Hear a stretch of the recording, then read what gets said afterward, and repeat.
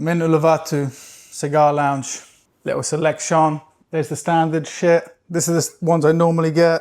Pretty basic, but I like how they burn and they're surprisingly cheap in here. And then there's some more expensive shit as well, which I'll show you. I got one of these puppies. It's like 300k, 15 quid. I'll probably get one of these at 500k, 25 quid. But yeah, all Indo based and they got some cool stuff. I ain't fucking Andrew Tate yet, so I ain't here trying to drop 50 quid on a cigar every time I smoke it. But I don't mind dropping 10, 15 just to enjoy myself. I didn't really know what to do today, so I just thought I'd come out and smoke a couple cigars. Here's the setup, let's go for it. Yeah, I like cigars. They help my lungs. I've smoked a few ciggies this morning, which obviously isn't ideal, but I'm just moving away from them slowly and surely. And the time will come when I fully stop. I actually got a message from a guy today and he has his own cigar company and he was saying about me doing a video surfing while smoking a cigar. He was like, can you do this? I was like, honestly, I don't know if I can do that, but I would definitely be open to talking about partnership options with cigar companies because if I can get cigars like sent to me as a partner, it's gonna be way more attractive than anything else because there's a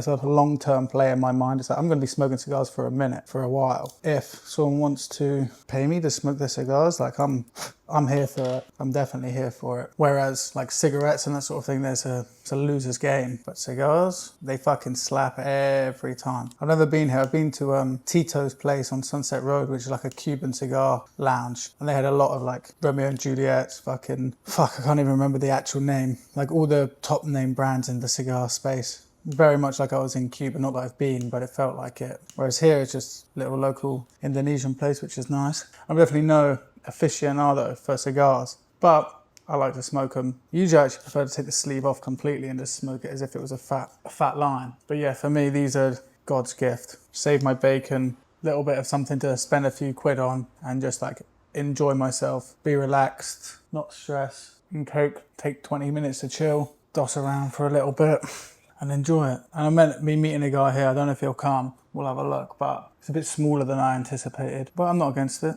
Let's have a look. Okay, nah, he's not coming. So this is going to be me.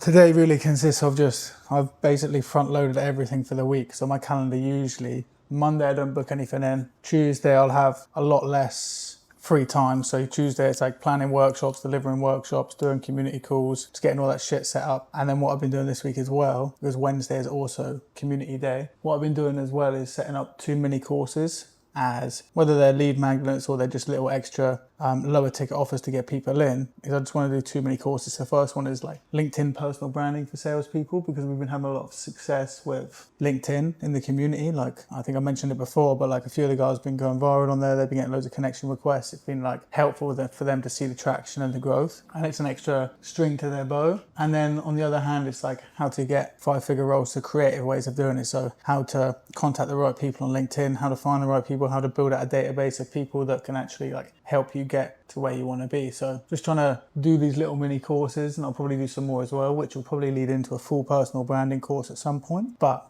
right now, the main priority is getting more people into sales, getting them into jobs, and just making sure that they basically crush it. Because what I found is, like I've said before, the barrier to entry is seemingly so high for everyone. And what I know is that it's actually really easy to get a sales job. What's hard is to be good and keep the sales job. So a few guys who have joined have got jobs, not been able to close, and then subsequently either left or like their calendar's been removed. And it ain't that deep. Part of the process, these guys have been, starting sales in the last couple of months and never going to be fucking goated straight away. But it's a good reminder for them to be like, okay, cool, I need constant training. I need to immerse myself in the sales sphere. I need to make sure that I'm a student of the game. I'm big on listening to podcasts. I'm big on listening to books. I'm big on reading. I'm big on any sort of self-ed, because I know for me, let's just say you want to be the number 1 salesperson in the world. Who does the number 1 salesperson in the world hang around with? Other business owners and top salespeople, right? So the only way that you can get in the room with them right now is by listening to their content, is by consuming the books they write, is by listening to the podcasts they're on, is by watching the videos that they make. But not a lot of people are playing the game like that.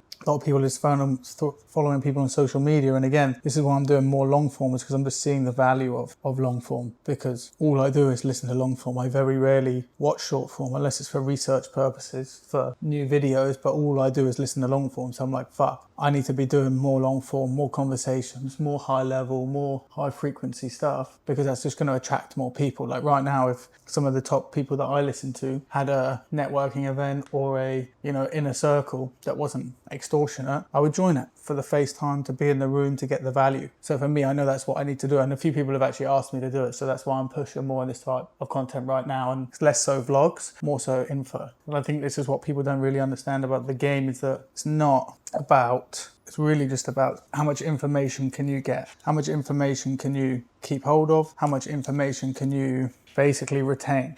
You don't have to retain everything, but retaining a good amount is always key. Maybe a quick pick. It needs to look a bit more natural. That was fucked. But yeah, retaining information is key. And you look at people like Chris Williamson, and you're like, fuck, he's retaining so much information. I can't possibly keep up with that. But you can definitely take things on board. So what I do, especially in the community a lot, is obviously the course is there, but I know that not everyone's going to go through the course and go back through it and go back through it and save all the resources and structure it and document it so that it's helpful.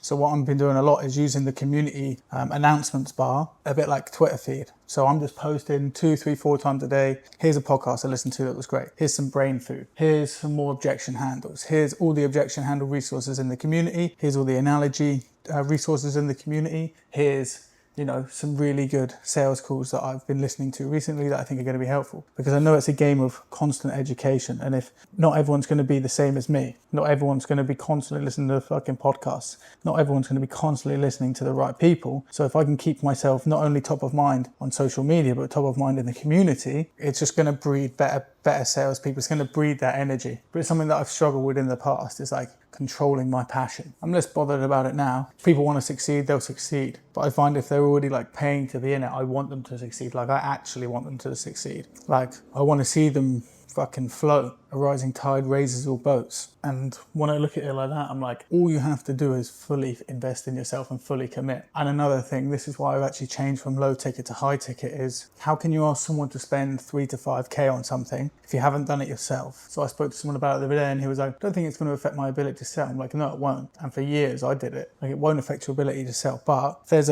let's say a diving board, a 10-meter diving board, and someone says jump off of it, you're less likely to do it unless they do it first. It's just how it goes. So for me, I just want them to embrace that principle. And the people who are already in Cowboy and they're paying the lower ticket, they get that benefit because that's how I started it. And they were the founding members. But now I've moved to high ticket because it's really like, if you're really wanting to change your life, you have to have skin in the game. You have to put money on the line. Like shit changed for me when I started putting money on the line. When I put 2.5K into a personal branding course. Then I put 3K into a nervous system course. Then I put another 9K into a personal branding scaling course. Then another 4K into like a back-end build out course, just a done for you back end build out.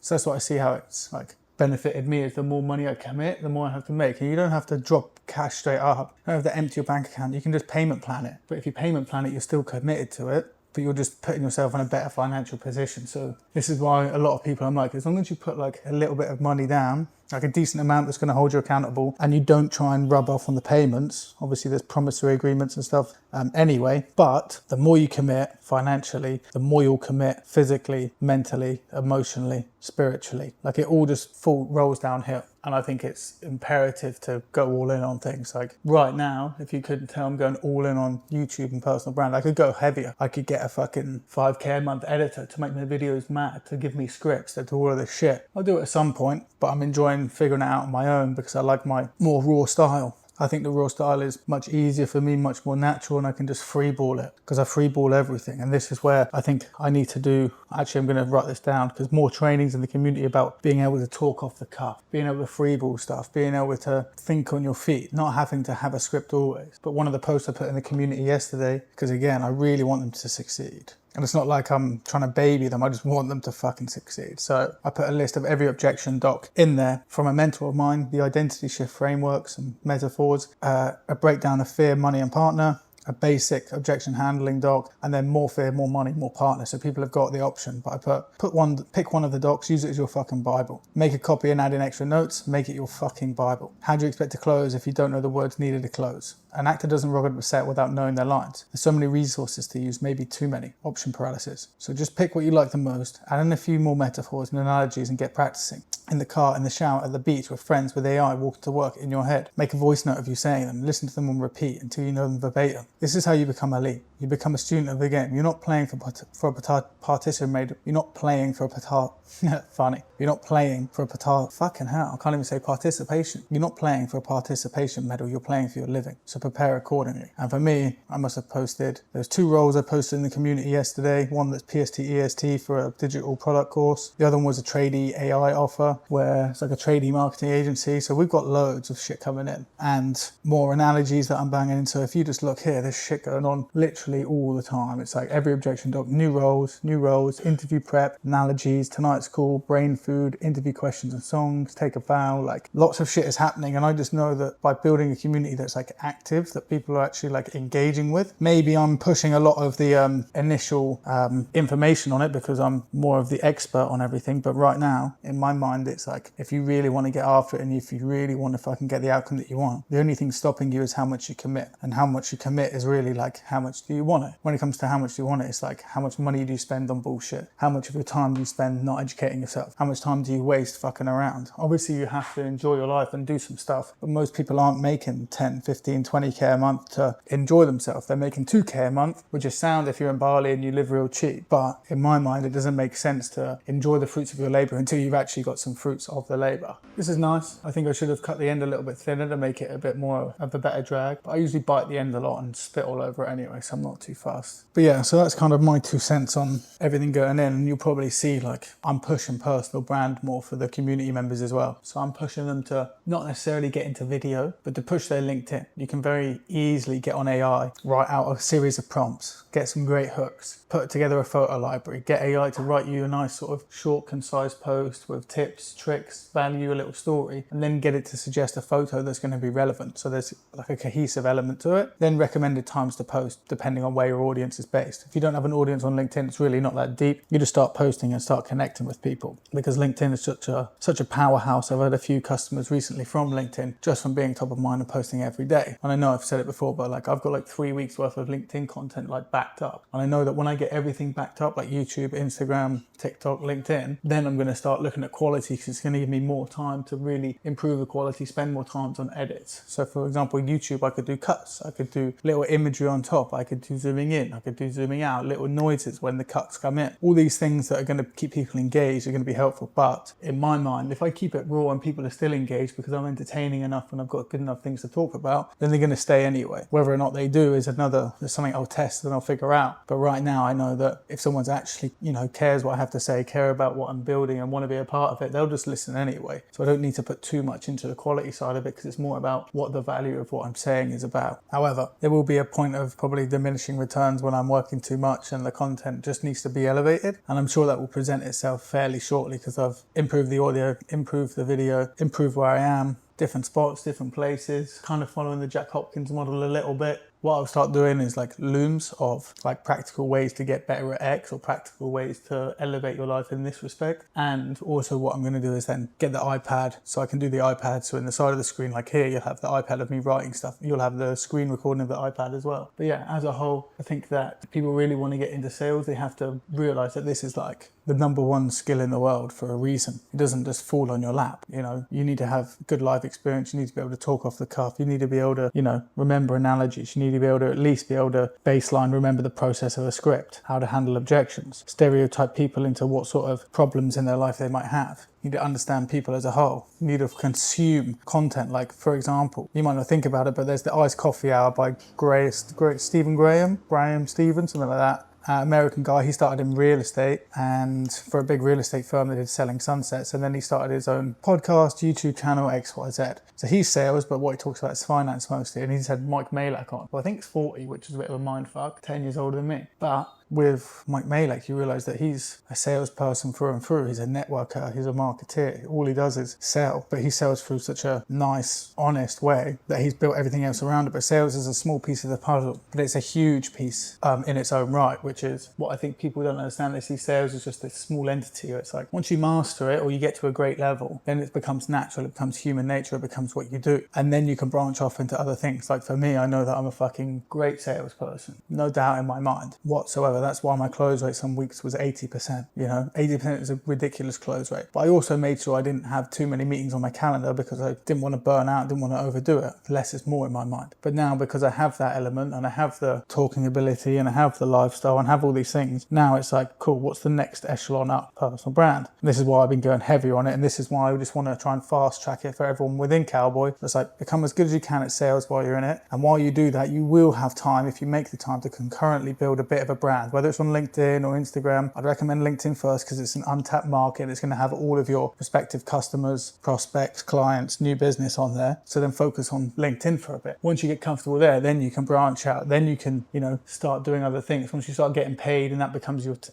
like more autonomous, you're in a great position to then rebuild again. It's all about building, getting comfortable with that build, plateauing for a little bit, building again. Comfortable, plateau, build. Like, that's literally the process. And it's very simple, but people try and rush the process to try and do it too quickly, or they just don't prioritize enough in their life to make sure that they can actually get everything done because they want to, you know, enjoy the fruits of their labor too early, I would say. But you don't have to take my word as gospel. Everyone's got a different way to do it. And I'll get a few enemies along the way from doing it. Like even the video I did the other day with the chick in the gym, she did have a boyfriend apparently. And the boyfriend, he has like 800k on Insta and 2.5 mil on YouTube. And he sent me a message about taking it down. I was like, I'll change the thumbnail and I'll blur her face out, but I'm pretty sure I don't have to do anything else. And you can just tell that these people are just, I don't know, there's just something about them that I just don't vibe with. So if I have to make more enemies and I have to fucking piss people off, I was pretty nice about it, to be honest, because I'm still new in the game and he's more of an authority on the YouTube space. But like, give me some time and I'll fucking start causing carnage and I'll start ripping people fucking apart. Also, it's like, you got to create enemies. If you haven't got any enemies, then you're probably not fucking putting your opinion out there enough, because not everyone's going to like your opinion. That's why I like LinkedIn, because LinkedIn is such a saturated place of pussies. I can just be a fucking anarchist. Like, I did a post the other day about James Bond, or my VA got AI to write a post about James Bond, and some guy commented on it saying about how James Bond wouldn't,